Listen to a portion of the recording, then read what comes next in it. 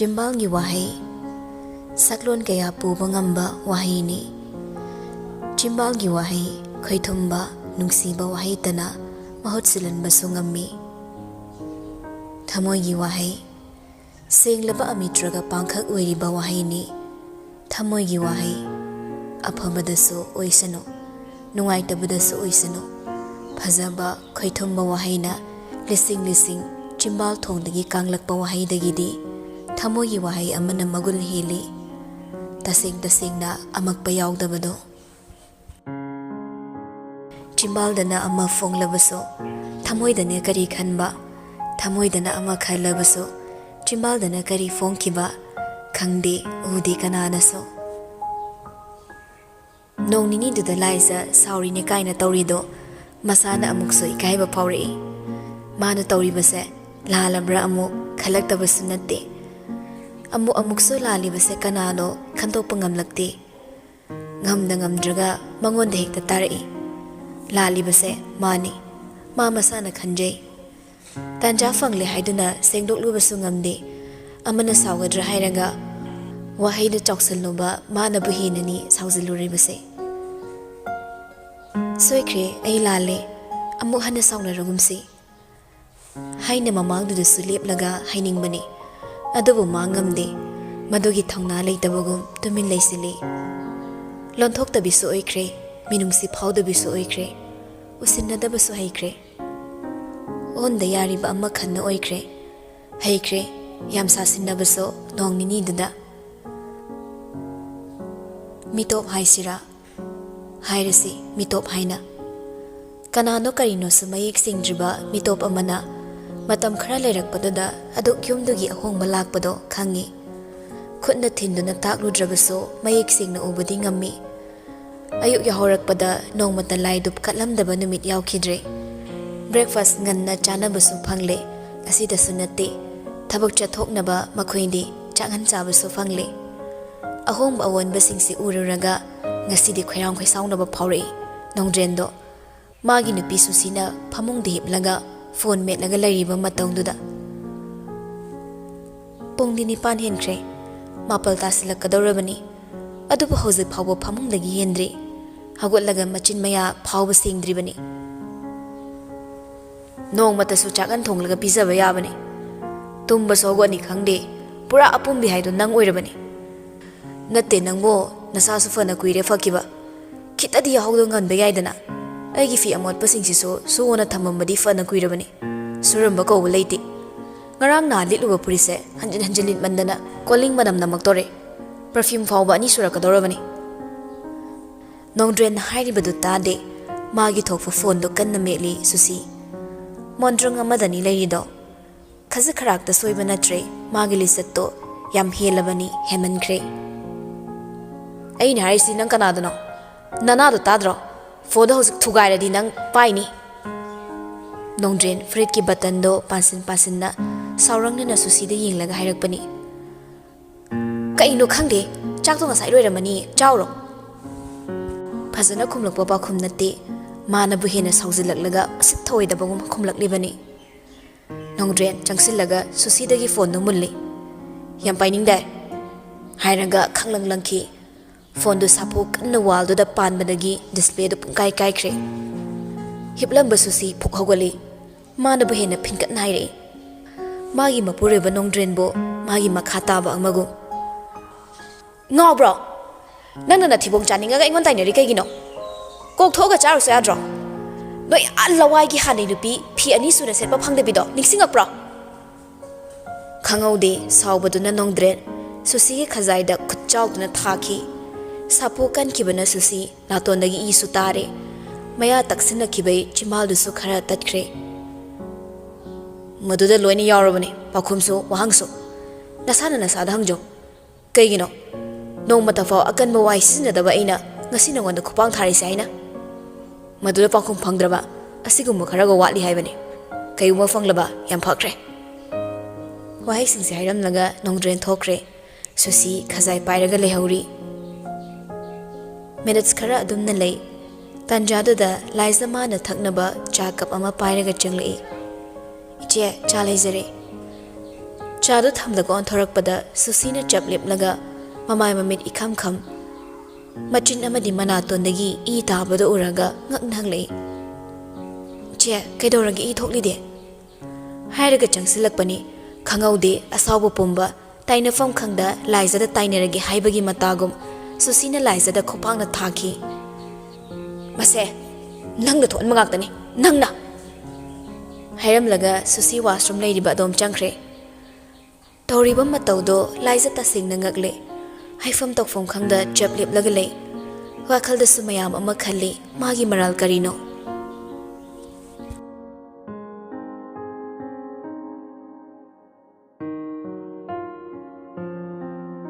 ꯉꯁꯤꯗꯤꯅꯤ ꯅꯍꯥꯟꯈꯩꯒꯤ ꯃꯇꯝꯗꯒꯤ ꯈꯔ ꯉꯟꯈꯠꯅ ꯊꯣꯔꯛꯄꯅꯤ꯫ ꯂꯥꯏꯖꯁꯨ ꯁꯨꯁꯤꯒꯤ ꯀꯥꯗꯒꯤ ꯊꯣꯔꯛꯂꯒ ꯀꯨꯝꯊꯔꯛꯄꯅꯤ꯫ ꯃꯈꯨꯠꯇ ꯆꯥ ꯍꯥꯞꯄ ꯄ꯭ꯂꯦꯠ ꯑꯃꯁꯨ ꯄꯥꯏꯔꯤ꯫ ꯅꯤꯛ ꯂꯥꯛꯄꯒ ꯃꯄꯥ ꯆꯥꯅꯕꯅꯤ꯫ ꯑꯗꯨꯕꯨ ꯑꯅꯤꯗꯣ ꯌꯨꯝ ꯑꯃꯗ ꯄꯨꯟꯅ ꯂꯩꯔꯕꯁꯨ ꯂꯝꯗ ꯊꯦꯡꯅꯕ ꯃꯤꯇꯣꯞ ꯑꯃꯒꯨꯝ ꯀꯧꯉꯥꯡ ꯇꯧꯗꯅ ꯊꯩꯔꯒ ꯆꯠꯅꯩ꯫ ꯃꯤꯆꯤꯅ ꯐꯥꯎ ꯍꯪꯒꯠꯅ ꯌꯦꯡꯅꯗꯦ꯫ ꯂꯥꯏꯖꯁꯨ ꯇꯔꯪ ꯑꯃꯗ ꯂꯥꯛꯄꯅꯤ꯫ ꯎꯔꯤꯕ꯭ꯔꯥ ꯎꯗ꯭ꯔꯤꯕ꯭ꯔꯥ ꯈꯪꯕ ꯅꯠꯇꯦ ꯐꯅ ꯊꯩꯅꯔꯕꯁꯨ꯫ ꯆꯥꯛꯈꯨꯝꯒꯤ ꯊꯣꯡꯖꯤꯜ ꯌꯧꯔꯛꯄꯗꯨꯗ ꯒ꯭ꯌꯥꯟ ꯈꯪꯂꯥꯛ ꯂꯥꯛꯄꯒꯨꯝ ꯇꯧꯏ꯫ ꯅꯤꯛ ꯃꯈꯣꯏ ꯑꯅꯤ ꯊꯩꯅꯕꯗꯣ ꯍꯧꯖꯤꯛꯇ ꯋꯥꯈꯜ ꯂꯥꯛꯏ꯫ ꯃꯥꯗꯤ ꯋꯥꯈꯜ ꯑꯃꯗ ꯇꯥꯎꯔꯒ ꯊꯣꯔꯛꯄꯅ ꯎꯔꯕꯁꯨ ꯃꯤꯠ ꯇꯥꯡꯕꯒ ꯃꯥꯟꯅꯔꯨꯔꯕꯅꯤ꯫ ꯆꯥꯛ ꯆꯥꯈꯤꯗꯦ ꯈꯪꯉꯤ ꯑꯁꯨꯝꯅ ꯇꯧꯕꯁꯦ ꯇꯣꯏꯔꯕꯅꯤ꯫ ꯆꯥꯛ ꯆꯥꯈꯣ ꯍꯥꯏꯅ ꯈꯥꯝꯒꯦ ꯍꯦꯛ ꯇꯧꯕꯒ ꯍꯧꯖꯤꯛꯇ ꯊꯩꯅꯈꯤꯕ ꯃꯥꯗꯣ ꯇꯨꯡ ꯍꯦꯛ ꯑꯣꯟꯊꯣꯔꯛꯄꯗ ꯂꯩꯔꯝꯗ꯭ꯔꯦ꯫ ꯍꯥꯊꯨ ꯍꯥꯊꯨ ꯆꯥ ꯄꯤꯔꯨꯕꯒꯤ ꯄ꯭ꯂꯦꯠꯇꯣ ꯄꯥꯏꯅ ꯄꯥꯏꯅ ꯆꯦꯟꯆꯠ ꯇꯧꯔꯒ ꯊꯣꯔꯛꯄꯅꯤ꯫ ꯑꯗꯨꯕꯨ ꯃꯥꯅ ꯃꯥꯡꯒꯣꯜ ꯌꯧꯔꯛꯄꯗ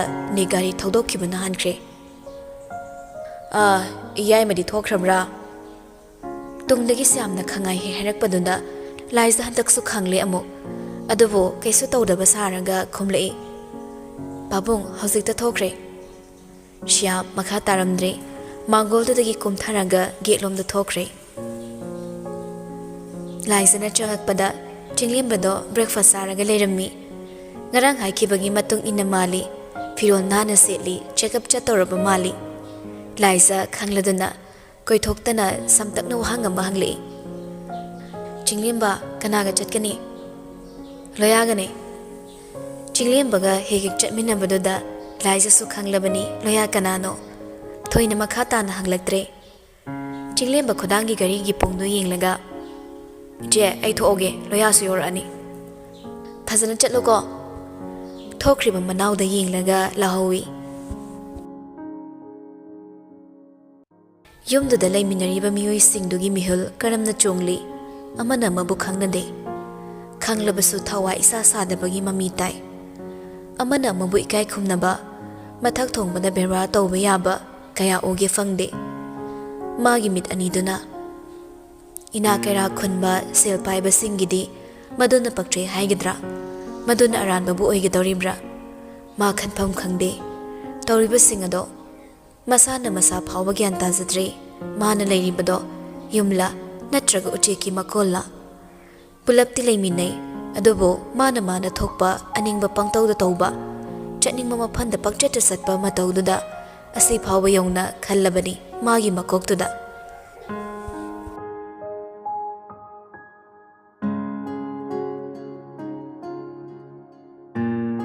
ꯅꯨꯡꯊꯤꯜ ꯉꯥꯏꯍꯥꯛ ꯄꯣꯊꯥꯕꯣꯏ ꯀꯩꯕꯣꯏ ꯍꯤꯞꯂꯒ ꯂꯩꯔꯨꯕꯅꯤ꯫ ꯇꯨꯝꯊꯈꯤꯕ ꯈꯪꯍꯧꯗ꯭ꯔ ꯃꯥꯜꯂꯦ ꯃꯤꯀꯞ ꯊꯣꯔꯛꯄꯗ ꯑꯌꯨꯛꯂ ꯅꯨꯡꯗꯥꯡꯂ ꯒ꯭ꯌꯥꯟꯒ ꯇꯥꯗ꯭ꯔꯦ꯫ ꯋꯥꯜꯗ ꯊꯦꯠꯂꯤꯕ ꯀ꯭ꯂꯣꯛꯇꯨꯗ ꯌꯦꯡꯉꯤ꯫ 3:40 ꯇꯥꯔꯝꯂꯦ ꯅꯨꯡꯊꯤꯜꯒꯤ꯫ ꯅꯣꯡꯊꯤ ꯅꯣꯡꯃꯪꯕꯗꯨꯅ ꯂꯩꯔꯝꯕꯗꯨꯗ ꯒ꯭ꯌꯥꯟ ꯃꯦꯟ ꯇꯥꯍꯧꯗ꯭ꯔꯕꯅꯤ꯫ ꯍꯧꯒꯠꯇꯨꯅ ꯃꯁꯝꯗꯣ ꯇꯥꯁꯤꯜꯂꯒ ꯁꯝꯕꯨꯜ ꯄꯨꯟꯁꯤꯟꯈ꯭ꯔꯦ꯫ ꯕꯥꯠꯔꯨꯝ ꯆꯪꯂꯒ ꯃꯥꯏ ꯃꯤꯠꯁꯨ ꯇꯥꯊꯣꯛꯂꯕꯅꯤ꯫ ꯐꯤ ꯈꯔ ꯐꯧꯔꯝꯕꯗꯣ ꯂꯧꯁꯤꯜꯂꯨꯒꯦ ꯈꯟꯅ ꯃꯊꯛꯇ ꯀꯥꯔꯛꯄꯅꯤ꯫ ꯄꯨꯡꯍꯥꯡ ꯍꯥꯡꯕ ꯃꯊꯛꯇꯣ ꯌꯧꯕꯒꯗꯤ ꯈꯪꯂꯦ ꯅꯣꯡꯗꯨ ꯊꯤꯟꯊꯕ ꯇꯧꯗ ꯆꯨꯔꯛꯂꯅꯤ ꯍꯥꯏꯕ꯫ ꯍꯥꯊꯨ ꯍꯥꯊꯨ ꯐꯤ ꯂꯧꯁꯤꯜꯂꯤꯉꯩ ꯈꯪꯍꯧꯗꯅ ꯅꯣꯡꯃꯃꯤ ꯈꯥꯡꯂꯛꯄꯗꯨꯗ ꯈꯪꯄ꯭ꯔꯦꯛ ꯈꯪꯉꯤ꯫ ꯃꯅꯥꯗꯨ ꯃꯈꯨꯠ ꯑꯅꯤꯅ ꯈꯨꯝꯖꯤꯜꯂꯒ ꯃꯃꯤꯠꯇꯨ ꯁꯔꯖꯠ ꯎꯏꯁꯤꯜꯂꯒ ꯐꯝꯊꯈꯤ꯫ ꯃꯈꯨꯠꯇ ꯄꯥꯏꯔꯝꯕ ꯐꯤꯒ ꯃꯊꯣꯡ ꯃꯔꯝ ꯈꯪꯈꯤꯗ꯭ꯔꯦ꯫ ꯃꯈꯨꯠꯇꯒꯤ ꯇꯥꯈ꯭ꯔꯕ꯭ꯔꯥ?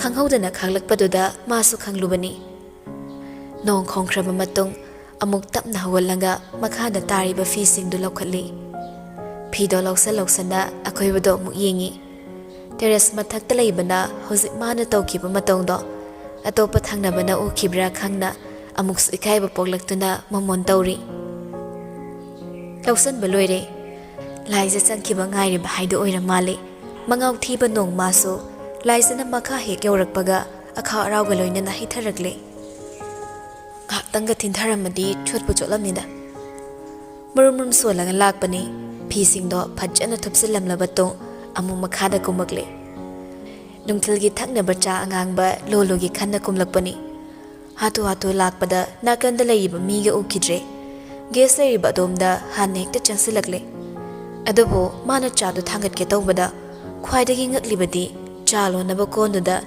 ꯆꯥꯗꯨ ꯇꯪꯈꯥꯏ ꯍꯦꯟꯅ ꯌꯥꯎꯔꯝꯕꯗꯨꯅꯤ꯫ "ꯑꯦ, ꯁꯤꯗꯤ ꯀꯅꯥ ꯂꯣꯜꯂꯤꯕ?" ꯍꯥꯏꯅ ꯍꯪꯂꯨꯕꯅꯤ꯫ ꯑꯗꯨꯕꯨ ꯀꯅꯥꯁꯨ ꯃꯥꯒꯤ ꯅꯥꯛꯇ ꯂꯩꯇꯕꯅ ꯃꯗꯨꯕꯨꯗꯤ ꯈꯣꯟꯖꯦꯜ ꯊꯣꯛꯅ ꯍꯪꯂꯨꯗ꯭ꯔꯒꯁꯨ ꯃꯁꯥꯅ ꯃꯁꯥꯗꯗꯤ ꯋꯥꯍꯪꯗꯣ ꯍꯪꯖꯔꯤ꯫ ꯑꯗꯨꯕꯨ ꯄꯥꯎꯈꯨꯝꯗꯤ ꯐꯪꯗꯦ꯫ "ꯅꯣꯡ ꯐꯥꯗꯣꯛꯁꯨ ꯑꯩꯒꯤ ꯇꯦꯂꯦꯟ ꯎꯠꯀꯦꯅ ꯂꯣꯜꯂꯤꯕꯖꯥꯠꯅꯤ. ꯀꯝꯗꯧꯒꯦ ꯌꯦꯡꯉꯨꯗꯅ." ꯈꯣꯟꯖꯦꯜꯗꯨꯗ ꯏꯈꯪ ꯈꯪꯅ ꯑꯣꯟꯊꯣꯛꯇꯨꯅ ꯌꯦꯡꯂꯛꯄꯅꯤ꯫ ꯍꯥꯟꯅ ꯌꯦꯡꯁꯤꯜꯂꯨꯗꯕꯒꯤꯔꯥ ꯏꯔꯥꯏ ꯂꯥꯏꯅ ꯗꯥꯏꯅꯤꯡ ꯆꯤꯌꯔ ꯑꯗꯨꯗ ꯐꯝꯂꯝꯂꯤꯕ ꯃꯗꯨ ꯃꯥꯗꯨ ꯍꯦꯛ ꯇꯁꯦꯡꯅ ꯎꯔꯨꯗ꯭ꯔꯦ꯫ ꯃꯥꯏꯊꯛꯄꯤꯁꯨ ꯑꯣꯏꯔꯕ꯭ꯔꯥ? "ꯅꯪꯒꯤ ꯅꯊꯧ ꯅꯠꯇꯅ ꯀꯩꯒꯤ ꯅꯊꯧ ꯁꯥꯔꯤꯅꯣ? ꯅꯪꯅ ꯑꯩ ꯁꯛ ꯈꯪꯍꯜꯂꯒ ꯁꯣꯏꯗꯅ ꯍꯥꯠꯇꯣꯔꯕꯅꯤ. ꯁꯤꯃꯗꯤ 100% ꯁꯤꯌꯣꯔ. ꯑꯩ ꯄ꯭ꯔꯤꯗꯤꯛ ꯇꯧꯕ ꯉꯝꯃꯤ." "ꯉꯥꯡꯗꯅ ꯏꯅꯔꯖꯤ ꯃꯥꯡꯍꯟꯗꯣꯏ ꯁꯔꯨꯛ ꯆꯥꯗꯣ ꯊꯛꯑꯣ." "ꯅꯪꯒꯤ ꯆꯥꯁꯦ ꯑꯩꯅ ꯊꯛꯀꯅꯤ ꯈꯜꯂꯤꯔꯣ? ꯁꯨꯛꯊꯛ ꯊꯛꯑꯣꯏ." "ꯑꯩꯗꯤ ꯅꯪꯉꯣꯟꯗ ꯊꯛꯇ ꯌꯥꯗꯦꯅ ꯐꯣꯔꯁ ꯇꯧꯈꯤꯕꯁꯨ ꯂꯩꯇꯦ. ꯅꯪꯅ ꯄꯪꯁꯥꯎ ꯁꯥꯎꯖꯕꯅꯤ, ꯁꯣꯅꯣꯔꯩꯅꯤꯅ." "ꯀꯣꯛꯆꯥꯛ, ꯅꯪꯅ ꯁꯥꯎꯍꯜꯂꯤ ꯅꯠꯇ꯭ꯔꯣ? ꯀꯩꯒꯤ ꯀꯧꯔꯛꯏꯅꯣ? ꯀꯧꯔꯛꯀꯅꯨ ꯌꯥꯗ꯭ꯔꯣ?" "ꯍꯣꯏꯗ ꯀꯩꯁꯨ ꯀꯥꯏꯗꯦ. ꯅꯨꯄꯤ ꯍꯥꯏꯁꯤꯗꯤ ꯏꯁꯧ ꯈꯔ ꯂꯥꯡꯉꯒ ꯃꯆꯤꯟ ꯈꯔ ꯀꯜꯂꯒ ꯄꯛꯆꯕꯅꯤ. ꯆꯤꯟ ꯀꯟꯕ ꯍꯥꯏꯁꯤꯅ ꯅꯨꯄꯤꯒꯤ ꯃꯒꯨꯟ ꯍꯥꯞꯂꯤꯕꯅꯤ." ꯂꯥꯏꯖ ꯀꯞꯇꯣ ꯈꯔ ꯄꯨꯊꯣꯛꯂꯒ ꯆꯥ ꯍꯩꯅꯤꯅ ꯇꯧꯔꯤꯗꯣ ꯅꯤꯛꯁꯨ ꯎꯔꯗꯨꯅ ꯍꯥꯏꯔꯛꯏ꯫ "ꯌꯥꯔꯦꯗ, ꯊꯕꯛꯀ ꯐꯔꯨꯔꯅꯨ. ꯀꯅꯥꯁꯨ ꯂꯩꯇꯕꯅꯤ. ꯅꯨꯡꯊꯤꯜ ꯐꯖꯅ ꯁꯦꯠꯊꯔꯨꯔꯕꯅꯤꯅ ꯈꯪꯉꯝꯃꯔꯣꯏ ꯑꯗꯨꯁꯨ. ꯅꯪꯗꯨꯝ ꯆꯥꯏꯁꯦꯟꯗꯔ ꯀꯩꯅꯣ ꯍꯩꯔꯒ ꯊꯛꯇꯣꯛꯑꯣ. ꯃꯤꯅ ꯅꯕꯨꯛꯇꯨꯗꯤ ꯀꯩꯗꯧꯔꯦ ꯍꯥꯏꯔꯁꯨ ꯀꯩꯝ ꯈꯜꯂꯨꯅꯨ. ꯒꯥꯏꯅꯤꯀꯣꯂꯣꯖꯤꯁ ꯑꯍꯩꯕ ꯑꯃ ꯇꯥꯟꯅꯔꯤꯅ ꯍꯦꯛꯇ ꯈꯨꯝꯃꯨ." ꯅꯤꯛꯇꯨ ꯉꯥꯡꯅ ꯈꯣꯟꯖꯦꯜꯗꯤ ꯊꯣꯛꯇ ꯅꯣꯛꯃꯤ ꯇꯧꯔꯕꯅꯤ꯫ ꯅꯣꯛꯅꯤꯡꯕꯗꯣ ꯈꯥꯡꯕ ꯑꯣꯏꯅ ꯆꯥꯗꯣ ꯊꯥꯡꯒꯠꯂꯒ ꯊꯛꯏ꯫ ꯂꯥꯏꯖ ꯅꯤꯛꯀꯤ ꯋꯥꯗꯣ ꯐꯥꯒꯤꯅꯤ ꯈꯪꯂꯁꯨ ꯈꯨꯝꯐꯝ ꯈꯪꯗꯦ, ꯏꯀꯥꯏꯕꯁꯨ ꯄꯣꯛꯏ, ꯇꯧꯐꯝ ꯈꯪꯗ ꯂꯩ꯫ ꯀꯔꯤ ꯇꯧꯁꯤꯒꯦ ꯋꯥꯈꯜꯗꯁꯨ ꯈꯜꯂꯛꯏ꯫ ꯊꯕꯛ ꯏꯔꯩ ꯂꯩꯇꯗꯧꯅ ꯐꯣꯡ ꯐꯣꯡ ꯁꯥꯔꯤꯕ ꯆꯥꯗꯨꯁꯨ ꯃꯩꯊꯛꯇ ꯑꯃꯨꯛ ꯊꯥꯡꯒꯠꯂꯒ ꯁꯥꯍꯟꯅꯕ ꯇꯧꯔꯤ꯫ ꯏꯀꯥꯏ ꯈꯥꯡꯗ ꯀꯪ ꯀꯣꯠꯂꯤꯗꯨꯅꯤ ꯃꯥꯅ ꯇꯧꯔꯤꯕ ꯃꯇꯧꯗꯣ꯫ ꯃꯩ ꯊꯥꯕ ꯀꯣꯛꯆꯥꯛ ꯍꯥꯏꯁꯤꯅꯤ꯫ ꯃꯔꯨꯝ ꯃꯔꯨꯝ ꯁꯣꯟꯕꯅꯤ꯫ ꯁꯦꯡꯅ ꯇꯥꯗ꯭ꯔꯁꯨ ꯅꯤꯛ ꯍꯥꯏꯔꯞ ꯋꯥꯎꯔꯤ ꯑꯣꯏꯅꯗꯤ ꯇꯥꯔꯝꯃꯤ꯫ ꯃꯇꯧꯗꯨꯗ ꯌꯦꯡꯂꯨꯔꯗꯤ ꯑꯃꯨꯛꯀ ꯍꯦꯟꯅ ꯅꯣꯛꯅꯤꯡꯂꯕꯅꯤ꯫ ꯑꯗꯨꯕꯨ ꯃꯥꯁꯨ ꯍꯦꯟꯅ ꯏꯀꯥꯏꯈ꯭ꯔꯅꯤ ꯈꯟꯅ ꯊꯣꯏꯗꯣꯛꯄ ꯏꯀꯥꯏꯕ ꯌꯥꯕ ꯋꯥꯍꯩꯗꯤ ꯃꯈꯥ ꯇꯥꯔꯛꯇ꯭ꯔꯦ꯫ "ꯏꯆꯦ!" ꯆꯤꯡꯂꯦꯝꯕ ꯂꯥꯏꯖꯕꯨ ꯀꯧꯗꯨꯅ ꯆꯪꯂꯛꯄꯗꯣ ꯇꯟꯖꯥ ꯆꯥꯔꯦ ꯈꯟꯅ ꯍꯦꯛꯇ ꯅꯪꯍꯧꯔꯔꯣꯏ ꯃꯇꯥꯒꯨꯝ ꯈꯨꯝꯃꯤ꯫ "ꯇꯥꯏꯌꯦ ꯆꯤꯡꯂꯦꯝꯕ, ꯑꯩ ꯁꯤ ꯂꯩꯌꯦ. ꯁꯤꯗ ꯆꯪꯉꯛꯑꯣ." ꯆꯤꯡꯂꯦꯝꯕ ꯆꯪꯉꯛꯏ꯫ ꯑꯗꯨꯕꯨ ꯃꯌꯥꯝꯕ ꯅꯤꯛꯅ ꯉꯁꯤꯗꯤ ꯉꯟꯇꯥꯅ ꯃꯌꯨꯝ ꯂꯩꯔꯝꯕꯗꯨꯗ ꯉꯛꯄꯁꯨ ꯄꯣꯛꯂꯦ, ꯄꯥꯈꯠꯄꯁꯨ ꯄꯣꯛꯏ꯫ ꯀꯔꯤꯒꯤꯁꯨ ꯄꯥꯈꯠꯂꯣꯏ? ꯉꯁꯥꯏ ꯑꯌꯨꯛꯇꯒꯤ ꯆꯦꯛꯑꯞ ꯊꯣꯛꯈꯤꯕꯗꯨꯅ ꯍꯧꯖꯤꯛꯇ ꯍꯜꯂꯛꯂꯤꯕꯗꯣ꯫ "ꯆꯤꯡꯂꯦꯝꯕ, ꯐꯝꯃꯣ. ꯏꯆꯦ ꯆꯥ ꯍꯩꯔꯛꯑꯒꯦ." ꯂꯥꯏꯖ ꯆꯥ ꯀꯞ ꯑꯃꯗ ꯍꯩꯅꯕ ꯁꯦꯝ ꯁꯥꯏ꯫ ꯆꯤꯡꯂꯦꯝꯕ ꯀꯨꯏꯅ ꯂꯩꯅꯤꯡꯗ꯭ꯔꯗꯨꯅ ꯍꯥꯏꯔꯛꯏ꯫ "ꯏꯆꯦ, ꯑꯩ ꯀꯥꯗ ꯑꯗꯨꯝ ꯊꯛꯎꯔꯒꯦ." "ꯍꯩ, ꯀꯩꯅꯣ, ꯁꯤꯗ ꯁꯨꯝ ꯊꯛꯈ꯭ꯔꯣ. ꯅꯪꯒꯤ ꯀꯥꯗꯅ ꯃꯍꯥꯎ ꯍꯦꯟꯕ꯭ꯔꯣ? ꯍꯣꯔꯦꯟ ꯀꯞꯇꯨ ꯀꯅꯥ ꯂꯧꯕ ꯂꯥꯛꯀꯅꯤ?" ꯆꯤꯡꯂꯦꯝꯕ ꯍꯪꯒꯠꯅ ꯃꯌꯥꯝꯕꯗ ꯆꯤꯟꯗꯥ ꯄꯥꯎꯗꯥꯅꯕ ꯉꯝꯕ ꯅꯠꯇꯦ꯫ ꯍꯣꯏ ꯍꯥꯏꯔꯒ ꯃꯥꯁꯨ ꯐꯝꯊꯔꯛꯂꯦ, ꯆꯧꯀ꯭ꯔꯤ ꯑꯃ ꯆꯤꯡꯊꯣꯛꯂꯒ꯫ ꯂꯥꯏꯖꯅ ꯄꯨꯔꯛꯂꯤꯕ ꯀꯞꯇꯨꯁꯨ ꯃꯥꯡꯗ ꯊꯝꯃꯤ꯫ ꯃꯁꯥꯗꯣ ꯄꯥꯈꯠꯄꯣꯏ ꯀꯩꯕꯣꯏ ꯏꯃꯪ ꯃꯪꯉꯤ꯫ "ꯄꯣꯛꯈꯥꯏꯕꯤ ꯂꯪꯁꯤꯜꯂꯨꯔꯕꯣ?" "ꯀꯥꯏꯗꯩꯅꯣꯗ ꯌꯥꯝꯕꯨꯡ. ꯃꯦꯆꯔ ꯑꯣꯏꯗꯕ ꯑꯉꯥꯡꯒꯤ ꯊꯕꯛꯅꯤꯗ. ꯑꯗꯨꯝꯕꯒ ꯇꯧꯗꯦꯗ." "ꯉꯁꯥꯏꯒꯩꯅ ꯀꯥꯏ ꯂꯩꯔꯨꯕ?" ꯈꯪꯉꯥꯏ ꯈꯪꯖꯤꯟꯅ ꯍꯪꯂꯛꯄꯗꯨꯗ ꯆꯤꯡꯂꯦꯝꯕ ꯈꯪꯄ꯭ꯔꯦꯛ ꯈꯪꯉꯤ ꯋꯥꯍꯩ ꯑꯍꯨꯝꯗꯨ ꯈꯛꯇꯗ꯫ ꯊꯛꯂꯝꯕ ꯆꯥꯒꯗꯣ ꯍꯥꯒꯦ ꯇꯧꯏ꯫ ꯍꯪꯂꯛꯅꯤ ꯈꯟꯅ ꯂꯩꯔꯝꯕ ꯋꯥꯍꯪꯅꯤ꯫ ꯍꯪꯁꯨ ꯍꯪꯉꯛꯂꯦ꯫ ꯉꯁꯥꯏ ꯃꯈꯩ ꯃꯪꯂꯤꯕꯗꯨꯁꯨ ꯀꯔꯤꯅ ꯄꯥꯎꯈꯨꯝ ꯄꯤꯁꯤꯒꯦ ꯊꯤꯔꯝꯕꯅꯤ꯫ ꯁꯦꯡꯂꯤꯕ꯭ꯔꯥ ꯁꯦꯡꯗ꯭ꯔꯤꯕ꯭ꯔꯥ ꯇꯦꯟꯇꯛꯇ ꯄꯥꯎꯈꯨꯝ ꯑꯃꯗ ꯄꯤꯔꯛꯂꯦ꯫ "ꯂꯣꯌꯥ ꯍꯣꯏꯗ." ꯆꯥꯗꯨ ꯏꯁꯤꯡ ꯊꯛꯄꯗꯧꯅ ꯒ꯭ꯔꯨ ꯒ꯭ꯔꯨ ꯊꯛꯂꯝꯂꯒ ꯍꯧꯒꯠꯈ꯭ꯔꯦ꯫ ꯃꯇꯧꯗꯨꯗ ꯅꯤꯛꯁꯨ ꯍꯥꯏꯐꯦꯠ ꯌꯦꯡꯂꯒ ꯂꯩꯍꯧꯏ꯫ ꯃꯤ ꯄꯥꯈꯪꯅꯤ ꯀꯩꯅꯣ? ꯂꯥꯏꯖ ꯀꯔꯤ ꯋꯥꯈꯜꯗꯒꯤꯅꯣ ꯈꯪꯗꯦ ꯃꯥꯅ ꯆꯤꯡꯂꯦꯝꯕꯒꯤꯗꯃꯛ ꯂꯦꯞꯇꯨꯅ ꯉꯥꯡꯉꯛꯂꯤꯕ ꯋꯥꯗꯣ꯫ "ꯑꯩꯗꯤ ꯄꯥꯈꯪ ꯅꯠꯇꯕ꯭ꯔꯣ?" "ꯄꯥꯈꯪ ꯑꯔꯤꯕ ꯅꯪꯅ ꯈꯪꯉꯣꯏ." asumna hainingbani khonjel thokna adubu hairuraga kari haina khalakpada amuksu ngamde masiga haifet manaba wahina mahut silai naha oirikanda langdradi hanurakan langgadro nang haisidi aidi hanure sinine natro natte adudi kai angang oidre aibo nang natradi sida kana leige nikto karigumba maningsingbagum tawna hairekli hey kunipan mukta ngaida nangbu kya sujarage aduk angang saridubo aina poba yaba seski hendribo yaraga di sumang sida ko chen ngine poraga hanglakliba wahangdo amakhak nate anini adobo haiba wahai sina tension kre makhata na hairodre naga yaroi ko pakhum biro aisibu nangi na charo pictro pikpo oina ubraba adogi wa nateda nangi esto aina nangi tolop hangladi nang khumakadra khumni taningiro hairo hairo laiza ta dogi semsai aidi kai gi haiduba nang negi tolop se khangdoklaga engona ngaksalak toido aisu mek sing na khangmajani ko tongno dumba yang na hairakpa niki wahaiduda laiza sauningba mana mo ongda hairakli yare cha thakpa lore di thokro ai thabak torage thabay am sile tawzaro handak taidi nangi tolop su sabirani nan khedi training ni khando wai se hairam laga nik thokre tasing na bo khaibra handaki wahaido madi laiza chumna khandok phom khangdre achumba do oibra toksana babu oibra wakhal macha madi khalami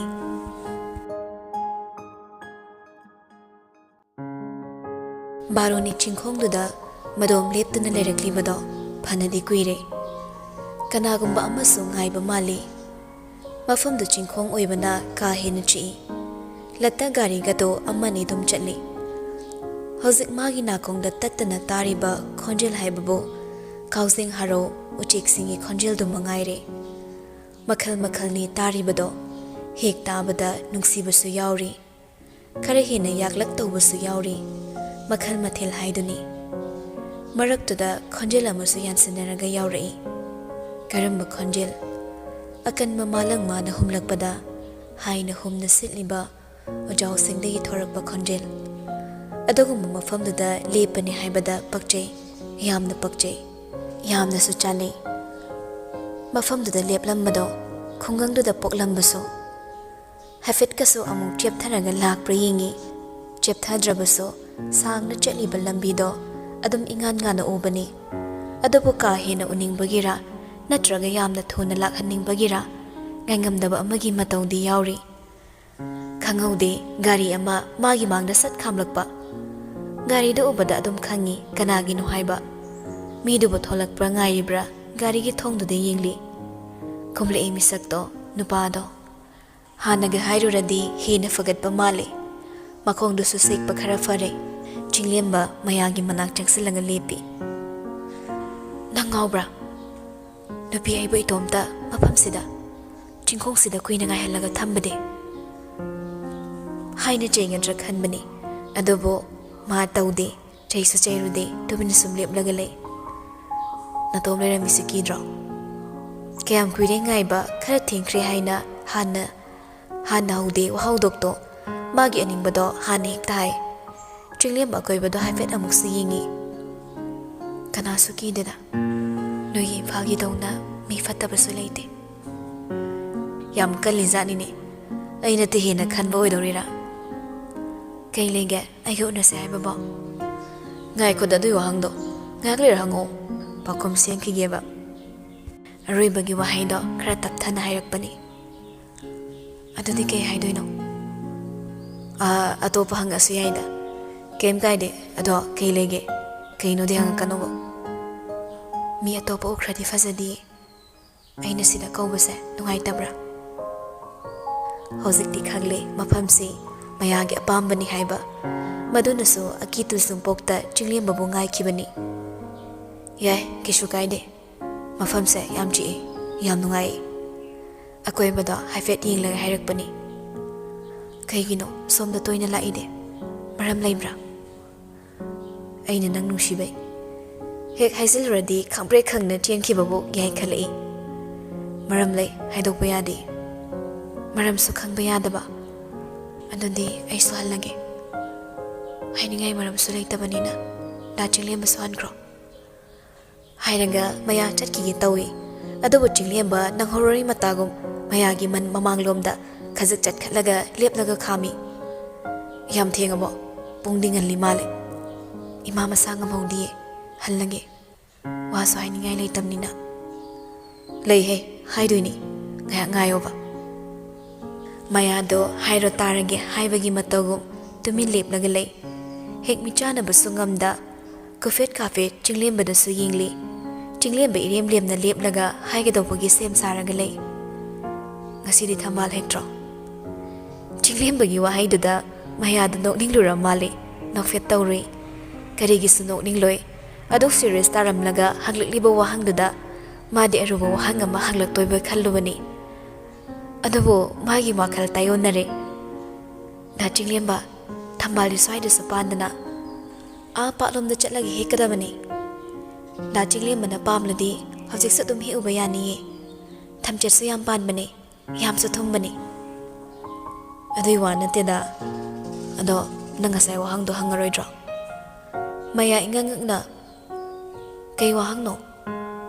Ay nangasai kona hang uhaygibado. Maya khangladuna kay thoktan hairi. Da chinglemba lakpagi maramdura. Hoine question da yaudra di answer piba ngamdreba. Blind da pakai haiba malani. Maya do khasik noklaga chinglemba da onsilaga hanglei. Da chinglemba kaygino sida toina hek laise.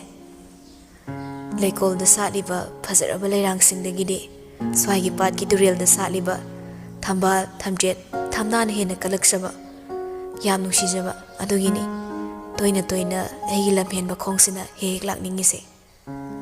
Wadu hairaga chinglemba chimbal khazik chingkhatlaga nokmi tawraga lei.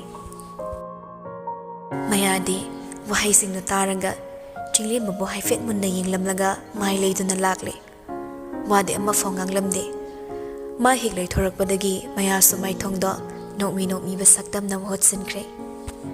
Yinglamliba marok leiba mityingduda pakhum amadi pirambagum adubo khangbigadaba manadi khangbigadra haibagi wahangse thorakle.